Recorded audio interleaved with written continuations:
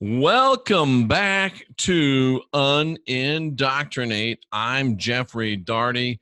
It's time for the midnight hour, moving you into making you aware of, stirring you up with and about your personal power. I'm also the artist known as the Christian Whistleblower. Go to YouTube, type in Christian Whistleblower, and you will find a one-stop shop for all of my heresy, all of my rants, all of my raves, and all of the other stuff that is Christian Whistleblower slash unindoctrinate. It's going to be a great time, ladies and gentlemen. And speaking of great times, I just tracked a new show with Sam Tripoli of the Tinfoil Hat Podcast, and that word tracked means we did a show. I learned that word from Chris Jericho last week. I love it, and it's very fun to say. We did Chris Jericho's Talk is Jericho, tracked a show with Chris Jericho last week, tracked a show with Sam Tripoli today. See, it's a very fun word to say. So we got a lot of great things going, a lot of fun things happening this weekend. I will be traveling again, ladies and gentlemen, to Dallas, Texas to take part in the Alien Con. I will be at the ever popular Odyssey Radio booth. Look for the Odyssey Radio booth, and you will see me there, hopefully, wearing a shirt very similar to this one. I'll have stickers to give away and things like that. So we will be there, and we'll probably be tracking some live podcasts. So come on out this weekend in Dallas, Texas.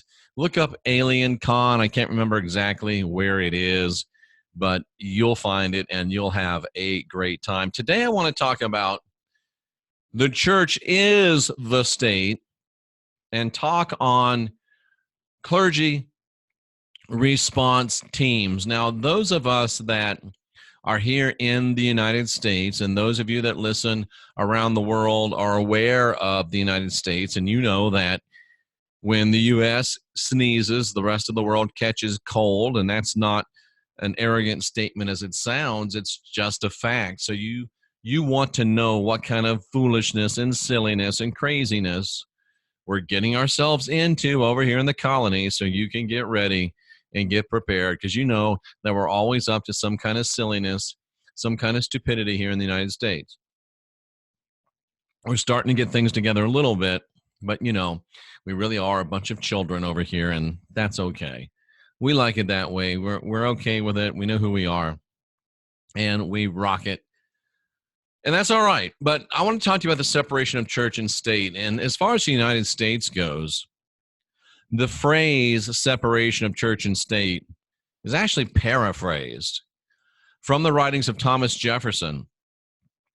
And it's from what is called the Establishment Clause and the Free Exercise Clause of what is known as the First Amendment to the United States Constitution. And that Establishment Clause, that Free Exercise Clause, reads like this. It says, in full as regards to religion. That was on purpose. It was a little dramatic throat clearing. Congress shall make no law respecting an establishment of religion or prohibiting the free exercise thereof. And this is one of the things that President Trump, I'm sure, is looking at in his executive order that's going to force social media to use a level playing field, because they really are prohibiting the free exercise of religious belief through greatly federally subsidized platforms and with many, many federal breaks and perks and special benefits. So anyway, how do they get separation of church and state from that? Well, in 1802, Thomas Jefferson also wrote a letter to the Danbury Baptist Association. And in that letter to the Danbury Baptist Association, Jefferson gave a little more of his thoughts and the thoughts of the writers and framers of the Constitution when he said, believing with you that religion is a matter which lies solely between man and his deity, and that he owes account to none other for his faith or his worship, that the legitimate powers of government reach actions only and not opinions, I contemplate, Jefferson wrote, with sovereign reverence that act of the whole American people which declared that their legislature should make no law respecting an establishment of religion or prohibiting the free exercise thereof, thus building, in the words of Thomas Jefferson, thus building a wall of separation between church and state. Adhering to this expression of the supreme will of the nation in behalf of the rights of conscience, I shall see with sincere satisfaction the progress of these sentiments which tend to restore to man all his natural rights, convinced he has no natural right in opposition to his social duties. So that expands quite a bit on what Jefferson meant and what the framers of the Constitution meant when they included that establishment clause, that Congress will make no law respecting the establishment of a religion or prohibiting the free exercise thereof. That's why I am 100% for the free exercise of anybody and everybody's religion. If you are a Christian, I have served this country in the United States Armed Forces in order to protect your right to be a Christian. I would fight again to protect your right to be a Christian. If you are a Jewish person, I would fight again to protect your right to be a Jewish person. If you are a Muslim, I would fight for your right to be a Muslim. If you're a Shintoist, if you worship the great spaghetti monster, whoever you are, whoever you worship, whatever your faith, I am here to defend your faith. No, that's not right. I'm here to defend your right to faith. And you say, well, Jeff, you're the Christian whistleblower. You're all against Christianity. What I'm against is you believing something that you don't understand what or why you're believing. I believe that you have the right to believe in Christianity if you choose to. I also believe you have the right to have all of the pertinent information upon which to make a fully informed decision. That's why I say I'm the mailman. I bring you the mail. Sometimes it's bills and you love me. Sometimes it's, or bills, you hate me. And sometimes it's checks and you love me. Or sometimes you love me when I bring you bills because you're kind of a masochist. And I know that you're out there and it's okay.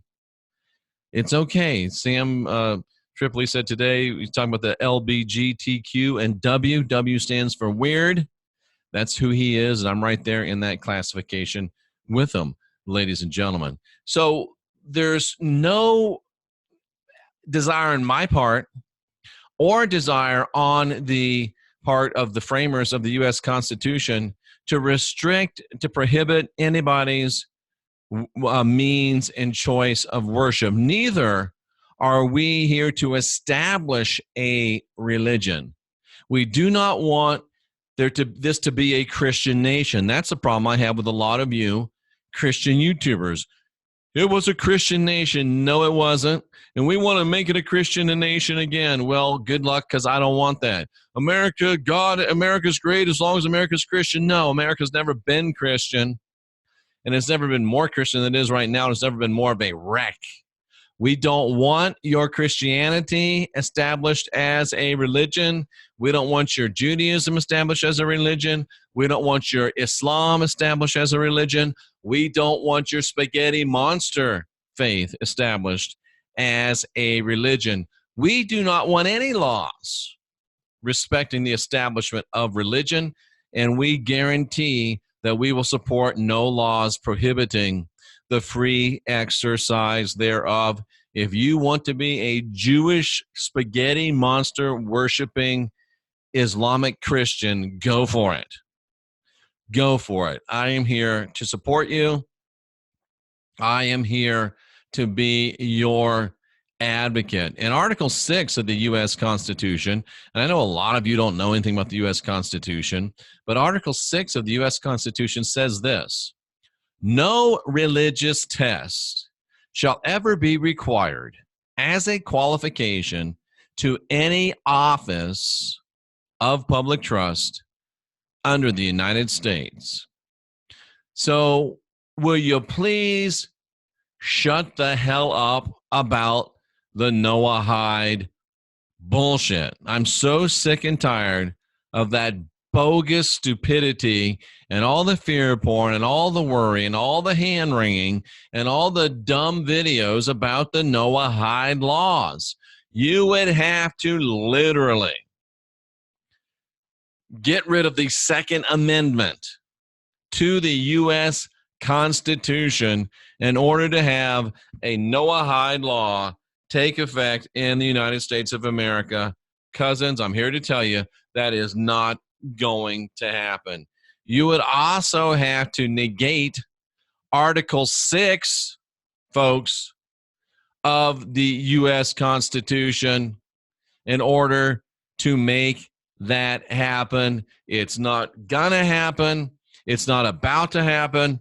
It never has happened. It never will happen. Don't let these dummies, and that's what they are, don't let these dummies cause you worry, cause you doubt, cause you fear, because that is exactly what they want you to have. Because when you are under fear, when you're under guilt, when you're under control, you're very, very easy to control, ladies and gentlemen. And that's what we're here to stop.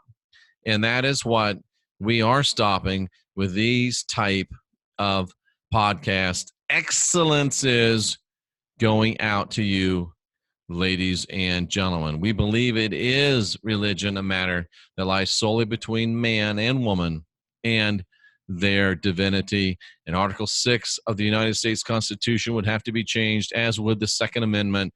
Don't worry about the Noahide laws. It's just a bunch of fear porn trying to get you all upset. Not only that, there is precedence within the United States legal system.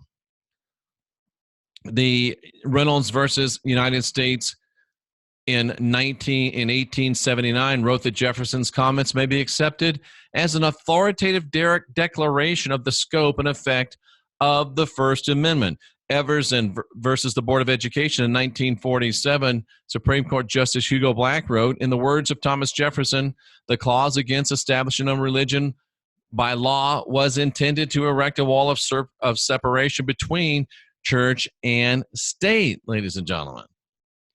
Don't worry about the Noahide laws, and don't worry about church and state being unseparated, or should you worry about church and state being made one? Because, as I said at the beginning of this podcast, I'm here to talk to you about not the separation of church and state, but I'm here to talk to you about the church is the state, and the state is the church. And Jefferson and Washington and Adams and the rest of the boys would be rolling in their graves if they had not long since left them, if they were to look down and see what was going on vis-a-vis the absolute monstrosity,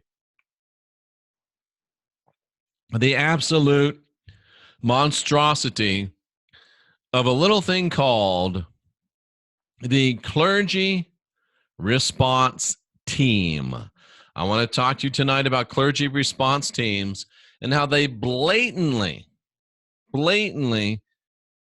contradict, at least in my opinion, the separation of church and state, both the First Amendment and the separation of church and state in Article 6 of the United States Constitution. And this is really what the Noahide laws brouhaha is all about. They want to get you all upset about Noahide laws. They want to get you all worried about Noahide laws. Who's they? They are the hardcore Christian conservatives, the dark right, the deep right, the hardcore Christian conservatives, and the Christian lights that are but don't want to pretend that they're not, and people that hate this country because they want to create a war. So what they're trying to do is get you to worry about Noahide laws, get you to worry about Sharia law, so they can do away with the Establishment Clause, do away with Article 6, and pass a rule to have Christianity be the official religion of the United States of America. Folks, I will fight and die to prevent the establishment of Christianity as the official religion of the United States of America. Why? Because I support the Constitution of the United States of America, and the First Amendment of the Constitution of the United States says there shall be no establishment of religion. Congress will make no law respecting an establishment of religion. That is as sacred as the Second Amendment to me, and I would use my Second Amendment rights to protect my First Amendment rights, if you hear what I'm saying.